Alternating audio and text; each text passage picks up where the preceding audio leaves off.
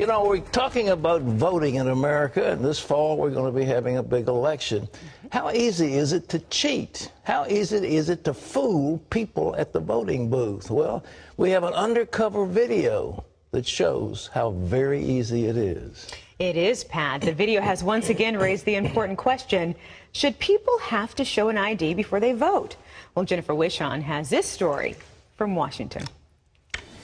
You have to show it to board a plane, buy certain over-the-counter drugs, and get into some taxpayer-funded government buildings. Many lawmakers say an ID should also be required to vote. You live in Precinct 1. In the last year, 9 states passed new voter ID laws, and legislation is being considered in 32 states.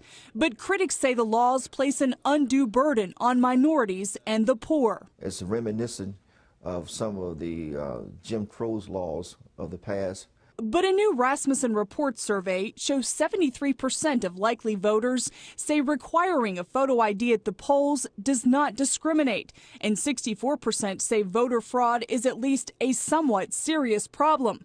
Heading into the presidential election, to require ID or not has become a hot topic. Attorney General Eric Holder says the new laws aren't needed since in-person voter fraud is extremely rare. He shot down ID laws in South Carolina and Texas. But recently, citizen journalist James O'Keefe set out to prove how easy in-person voter fraud can be. Do you have an Eric Holder? He sent a bearded young white man into Attorney General Holder's Washington, D.C. polling place, armed with Holder's address. Holder. The poll worker found Holder's name and asked the actor to sign beside it. I actually forgot my ID. You don't need it, sorry. I left it in the car. As long as you're in here, you're on our list, and that's who you say you are. You're okay. Critics call it manufactured fraud and maintain that strict voter ID laws will disenfranchise millions of voters. But examples like this may well encourage states already considering legislation. Jennifer Wishon, CBN News. And Eric Holder would not even have known he'd voted. Well, the man behind that undercover video, James O'Keefe, is with us now. And James, it's a pleasure to have you to the 700 Club. Why'd you do this video? Now, we wanted to expose the vulnerabilities in the election system. We wanted to do the job that the mainstream media won't do, and we think there are a lot of problems in the integrity of the elections in this country, and we just wanted to bring it to light. Well, now, Eric Holder, who you impersonated, doesn't think it's a problem. The Justice Department, are they taking you serious on this? The Justice Department has responded to the video and called what we have done manufactured, and they called all efforts to expose voter fraud manufactured. In fact, all voter fraud is manufactured. But you know, even Eric Holder, the Attorney General of the United States, his own ballot is not protected from fraud. As you know, my colleague John went into these locations and he doesn't look anything like the Attorney General, and they offered his ballot to him. So clearly, you know, there's a problem and things need to be reformed. Well, there was a time when people would vote once in one place and they'd go back and vote again and again. Are we doing that now in this country, do you think? Is it multiple occasions of one person committing fraud? I think it's certainly possible. There's also reports that people are registered to vote in more than one location. You know, it's funny that my colleague John has a beard. He could have shaved off his beard and made it a mustache, gone in and voted, and then shaved off his mustache and gone in and voted 3 times. And we not only had done Eric Holder, we've done this in Minnesota with Tim Tebow and Tom Brady. We've voted as them. We've done celebrities in D.C. like Bill Maher and David Brock. And every time, the only thing they ask for is, are who you say you are, and they believe it, no matter who you are. So there's a huge systemic problem that needs to be fixed. They don't ask for a license. They don't ask for any kind of identification at all. You just say, I am Eric Holder. They said, okay, you're on the list, then you go vote. They don't ask for a license. We didn't even misrepresent ourselves. We said, we asked them if they have an Eric Holder, and they went through the rolls and found his name, and in some cases they give us his address, and we just sort of nod along, that's the address, and they go ahead and offer us a ballot. But no, they don't ask for any ID in many states, and because of our investigative work in New Hampshire with dead people, now the Senate has introduced a voter ID law in that state, So it's problematic what we're exposing, and state legislatures are responding. Well, you blew the whistle on Acorn. They were registering, trying to tell prostitutes how to get Social Security or get registered or whatever it was. And the same thing with NPR. You caught them red-handed. Tell us about it. Yeah, we've done this sort of undercover work for a few years. Our organization, we have a 501c3, Project Veritas, Veritas Latin for truth, and we try to expose things for what they are. NPR, National Public Radio, we went undercover. We posed as members of the Muslim Brotherhood and met with NPR executives who tried to raise $5 million off the Muslim Brotherhood. After that investigation, the CEO, Vivian Schiller of NPR, resigned in disgrace.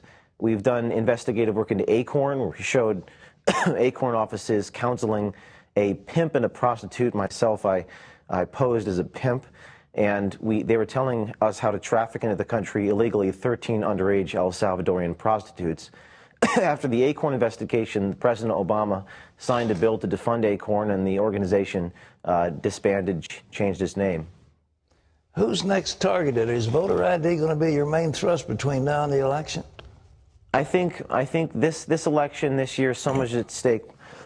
Excuse me. We want to expose election fraud, and not just instances where we go in and pose as people, but I think we actually want to catch it on tape as it actually happens. In the coming months, we're going to be visiting many different states, and we're going to be doing the job that the establishment media won't do. And I've seen many of these media outlets unwilling to take on the Attorney General of the United States, and I think it's up to citizen journalism. We've done this on YouTube, and it's made quite a difference. So we're going to go around the country to as many states as we can and catch it on tape so that it's undeniable, the voter fraud in this country. Well, you're doing a great service for all of us, and we appreciate it. Project Veritas, James O'Keefe, thank you very much. Well, Lee Webb has the rest of our top stories in the CBN Newsroom. Lee? Pat, the White House is threatening to veto a transportation bill if it mandates the construction of the Keystone XL oil pipeline. President Obama, of course, has already blocked that project, but House Republicans have added it to their bill. The White House says that would bypass longstanding practices on how to approve cross-border pipelines. It may be dropped from the House bill, but it could be restored later in conference committee with the Senate. The administration realizes the political damage high gas prices are causing these days, and that's why the president is proposing a $52 million plan to better police oil markets. Today we're announcing new steps to strengthen oversight of energy markets. We can't afford a situation where speculators artificially manipulate markets by buying up oil, creating the perception of a shortage, and driving prices higher, only to flip the oil for a quick profit. The president wants 6 times more staff at the Commodity Futures Trading Commission to supervise the market. He wants to raise penalties for market manipulation, and he wants to give regulators the ability to require more money to back up speculative trades. Republicans have been critical of the president's energy policies, and they wasted no time denouncing this latest effort. A spokesman for House Speaker John Boehner says the president's policies are restricting American energy production, and he's looking for a scapegoat. The American people aren't going to buy it. Pat, this whole project that the president is proposing, I said, would cost $52 million, and guess who's going to pay for that?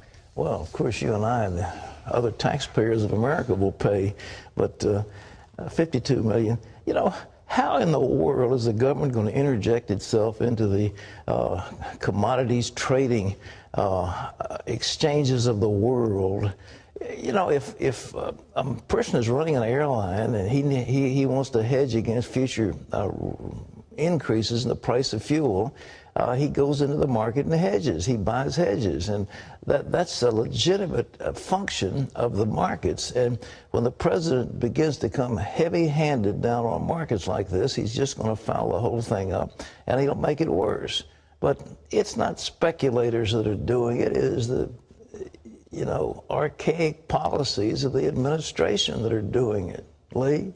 Pat, some House Republicans raised the possibility of shutting down the General Services Administration and replacing it. House and Senate committees are investigating the GSA's wasteful spending habits. Congressman Jeff Denham of California issued a strong warning to GSA officials for their reluctance to explain themselves. He said, "I am prepared to systematically pull apart GSA to the point where we will make a question to the American public on whether GSA is needed at all. The wasteful spending is going to stop, and the transparency is going to begin." A positive outlook may protect you from heart disease. Harvard researchers have found that optimism could cut the risk of heart attack in half. They say optimistic people tend to have healthier blood pressure, cholesterol, and weight, and they're more likely to eat well and get enough sleep. Past studies have shown a negative outlook causes stress, and that stress can cause damage to arteries and even the heart muscle itself. Now, here's the dilemma for researchers, though. They're not sure if a positive outlook leads to a healthy lifestyle or a healthy lifestyle leads to a positive outlook. Pat? Two sides of the same coin. You do have a healthy, happy outlook, don't you? I do, and I always have. Because my parents always have. You got to look at the positive in every single solitary situation. And so you have low blood pressure. Of course. And you have a healthy heart. I believe so. And you're going to live to be 100. Come on, brother. All right. Well, we'll do it together. A healthy heart. A healthy, happy heart. A healthy, what is it? Doeth good like medicine. A happy heart doeth good like medicine. That's what Proverbs said. Yep. And Harvard's just catching up.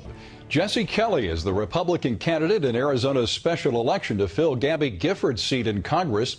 In a primary Tuesday, voters picked the Tea Party favorite to face off against Giffords' former aide, Ron Barber. Kelly is a former Marine who served in Operation Iraqi Freedom, and he almost beat out Giffords for the congressional seat 2 years ago, losing by just 4,000 votes. Arizona's special election will take place in June, and the winner will hold the seat until Giffords' term expires at the end of 2012. Public high schools in Arizona will soon be able to offer a course on the Bible and its role in Western civilization. Governor Jan Brewer signed a bill requiring the State Board of Education to design a curriculum. The course would be elective, so schools would not be forced to teach it. A Republican state representative, though, says the class is needed because references to the Bible are found everywhere. At least 5 other states have passed similar measures. You can always get the latest from CBN News by going to our website at cbnnews.com.